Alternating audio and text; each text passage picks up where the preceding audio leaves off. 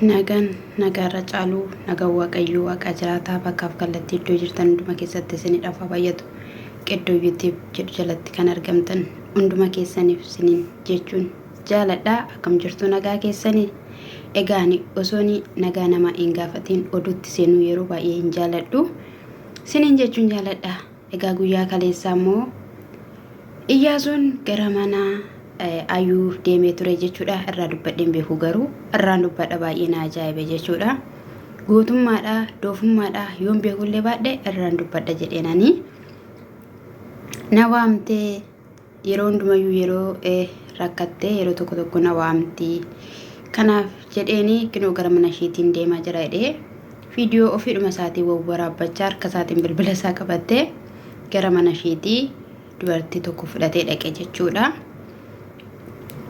Dhaqeetu ala taa'anii jechuudha ala taa'anii shiwaamaa turanii isaanis egaa hayyuuni reebamtee dhukkubsachaa akka jirtudha kanii argine garuu hin fakkeessite jechuudha dhugaa dubbachuudhaa fi hin fakkeessiti qabattoodhaan reebamtes qabattoon nama dhukkubsu jechuus miti qabattoon baay'ee nama dhukkubsaa ittiin rukutameen beeka osoo hin taane qodaadha waan ta'eef baay'ee nama dhukkubsaa.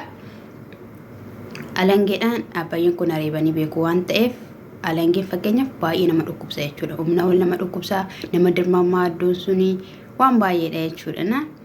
Sana booddee egaa waamanii gadi teessisanii isaan qibaatee isaanii akkasumallee baasiliinidhuma isa kan biyya harabaa kanaa qabatanii hin sukkuumnaa baay'ee reebamteetti jedhanii qabatanii yoo dhaqaniyyuu yoo taa'aniyyuu yoo waamaniyyuu gadi ba'uyyuu diddellee yeroo muraasaan booddee jechuudha shekkel jecha gadi baatee jechuudha shekkel jecha gadi baatee booddee taa'anii maalidha maal barbaadda eessa keetti reebamte namna jennaan ija ishii kan agarsiifatte dhugaa dubbachuuf iji ishii gurraacha yeroo harka ishii kan agarsiifatte suuras immoo Iyyaasuutti agarsiifteetti natti fakkaate suura dugda ishiitii kinoo akkattiidhaan reebamteetti jedhee dubartii sanatti agarsiisee kanuu kun naannoo kana sosokkumtaaf jedheen jechuudha Iyyaasuuni haa ta'uyyuu malee harka afaan keessa qaqqabachaa baga reebamteeyyuu jechuudhaa fi yeroo jedhusi afaanitti kokkochisiifte turte haasofsiisuu hin dandeenye baay'ee dudubbatti turte ani seediin hin barbaadu seediidhaanii waan ani barbaadu tokko yoo jiraate ta'e eekuudha jette jechuudha nanii ka jettee idda wal fuudhanii waggaa gaaniiruuyi nanii ka jettee jirti jechuudha. Yeroonni si walitti hin geenye taragaagga'itti siif sukkuumna siifaa sukkuumamu ogeettidha ani fideen dhufee mana yoo jedhunillee ani sukkuumamu ilaa nan qabatiina na dhukkubaa jira uma tokkoyyuu jettee wakaba ishii gaafa ishiin kaaftu araaramaa maal taa'ennaan nuti araarama hin barbaannu haraara wanta jedhamu tokkollee hin qabnu garuu ana naa yaalchisu seediin faana immoo iddoon nuti itti wal agarru mana seeraati mana seeratti wal agarraa achitti wal ergaan keenya lafti wal ilaaluu keenya achitti lafti waliin teenyaa sa'uu keenya achitti jetti jechuudha.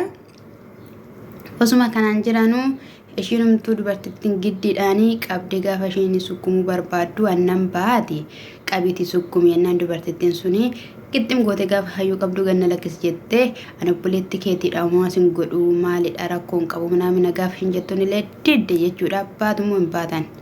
Maal baanaree sukkumamuu qabda yaalamuu qabda seedisaa dhufuu naamina jennaan seedoon isaa dhufu naamina jennaan ishiin dhaga'uu isaan dinnee baatummoo hin baatan amma gaa baatummoo hin baataniin amma gaa gootummaa yookiin doofummaa kan ta'e gaa hamma kiu jechuun ammadha isaan gaafa ba'uu didanii ani maal jedhama mazanazzanaa fudhattee gadi baatin se'ee ishiin dhattee makashkashaa bunaa fudhattee tun baatee baatummoo hin baatanii jette dugda ishii duubatti qabattee gadi ba'uu gaafa isaan didanii tokkichum ilkaan Iyyaasuu gaafa dhooftu keessa fur goote jechuudha.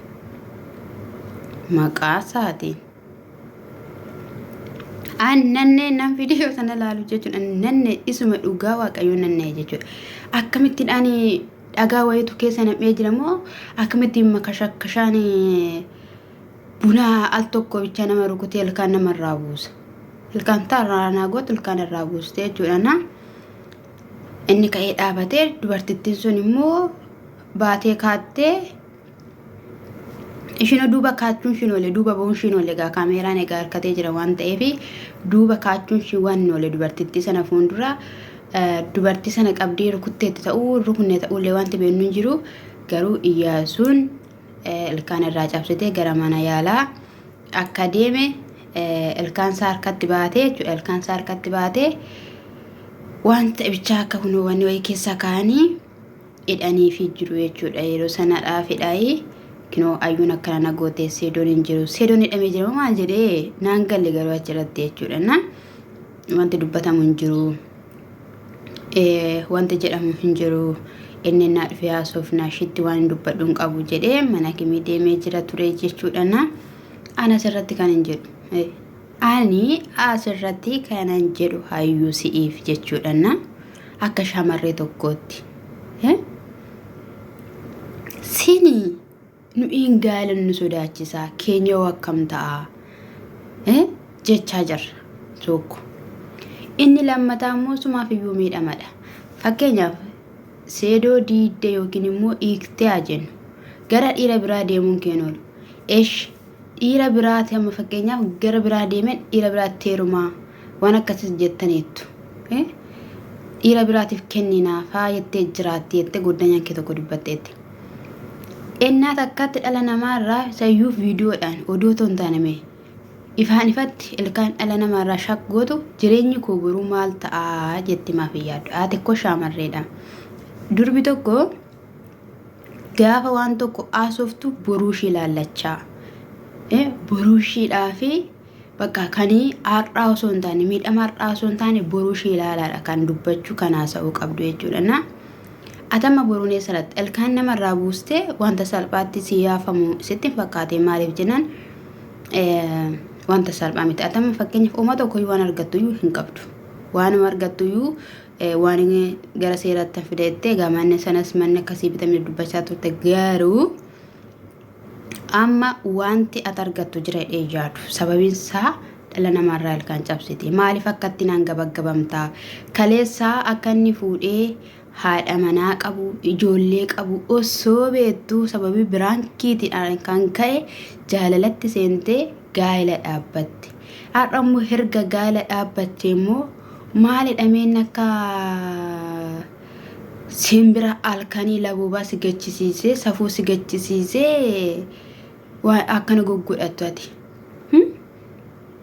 Maaliin siin jedhamee intalli namaa akkoo intalli namaa yaada qabdi. Intalli namaa akkattan sitti mumma akkamittiin sitti maaree akkamittiin sitti intalli namaa yaada qabdi. Yaada bilcheeffattee dubbachuu qabdi.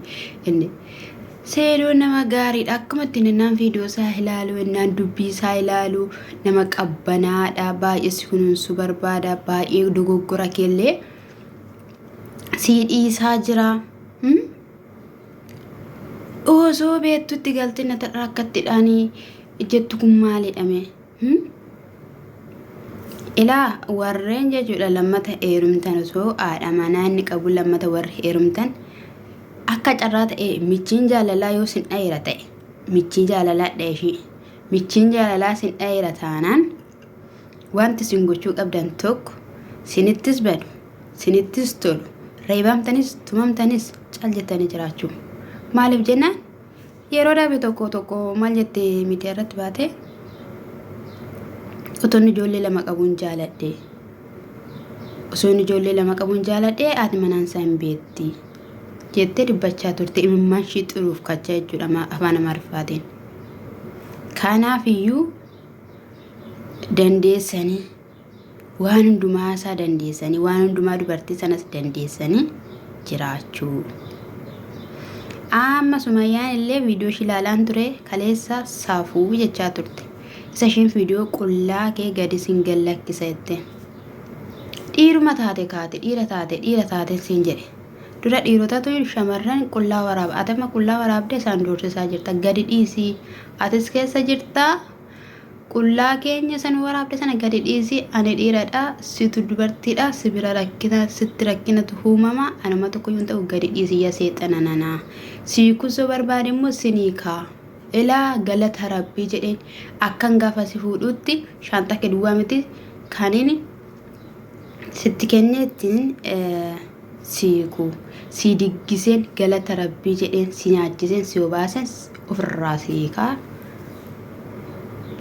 maaliif egaa mana akka dhiirri nama tuffatu maaliif of godhu manni kophaa kee jaalattee teerumte barbaadatu haadha ijoollee isaatii kan waan hundumaa waliin dabarsee iddoo kana gahe sifaana miti kaleessa kan rakkina dabarse sifaana miti kaleessa kan beela dabarse biyya hormaa keessatti lafa onaa keessatti waan baay'ee dubartii kana faana dabarsaniiru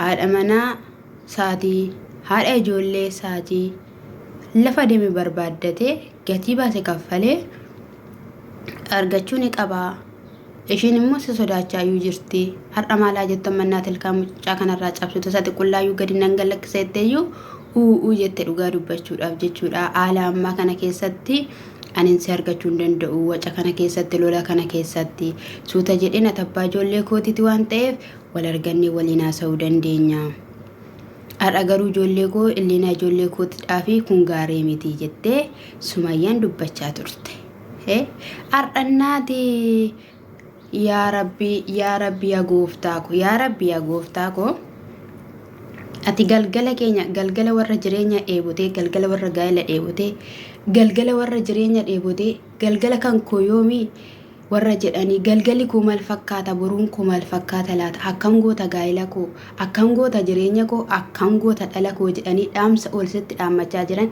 galgala keenya lafa onaa keessa jireenyaaf jennee kan oliif gadi kaachaa jiru galgala keenya ati akka shittoo kanaa urgeessa akka shittoo kanaa galgalli keessa naa dhugaa rabbii bayyeesuus sema hani dhugaa yesus kristos maal jechuudhaan jedhame dhaloonni bara kanaa nuti maal jechuudha maal irraa barata dhaloonni dhufumee maal irraa fudhata silaa waan hundumtuu miidiyaa ta'e miidiyaan okko sammuu dhala namaa keessaa fudhate sammuu dhala namaa keessa jechuudha akka waa banee waa fudhatutti sammuu dhala namaa fudhate egaa waan ati gootu hin beeknu nuti iniitaa hin beeknu ayyuu iniitaa wanti beeknu hin jiru garuu immoo mucichi qalalli godhetuma waa ilkaan isaatii dubbachaa ture ati yeroon akkatti si ilaalu akka jaartii ajjiin in hordoftaa ishii amma ishii haaraa caaltotoo hin taane caaltoon nama gaariidha ishii amma ajjii fudhe tokko in hordoftaa ishii hordofte badiidha ishii hordoftee Itoophiyaa keessa jiraachuun ulfaata kamaannanyaamee chaaw baay'ee እና ወርዶፍቶን እኮ ማቲና ታስኒን ጀራ ጎፍታ ሰላም ይሻላል